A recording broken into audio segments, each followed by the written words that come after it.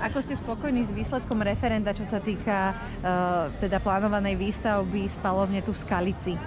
Tak za mňa je to dobrý výsledok, ja som za, aby tady nebola spalovňa a som s ním spokojný.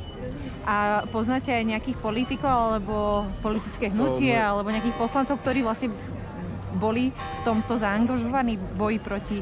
Nepoznám, pretože nesledujem ani nejakú politickú situáciu na tejto úrovni, takže to vám neviem povedať.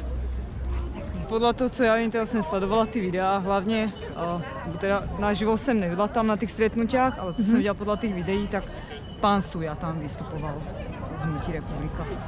O iných politikov neviem, že by vystupovali. A vy ste súhlasili s týmto, že teda táto spalovňa bola tiež, že bola ukončená? No, že sa neuskutočnila? No jasné, myslím, že to referendum bolo jasné, že jak to tam dopadlo. A ja som bola tiež za to, že aby sa tu žiadna spalovňa nestávala určite. Takže dúfam, že dobre dopadne ešte zajtra to zastupiteľstvo. Vlastne tam sa rozhodne, že či tá spalovňa teda bude alebo nebude, alebo neviem, aké otázky sa tam ešte majú riešiť.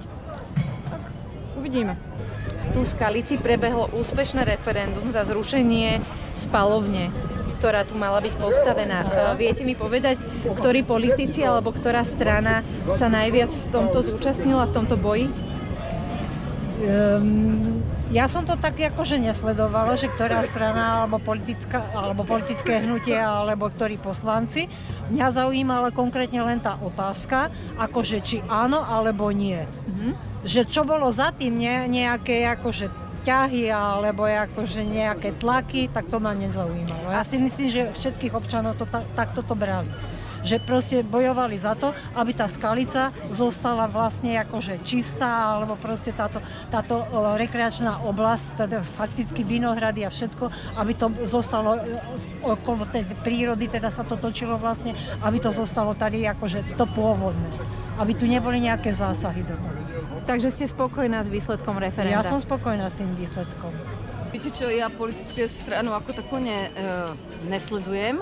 Ja mám dobrú známu to združenie Želimíra Macháčková a akože tu som podporovala, lebo koľko oni snahy vynaložili získať všetky informácie a vlastne aj propagáciu, informovať tých ľudí, akým spôsobom to robili.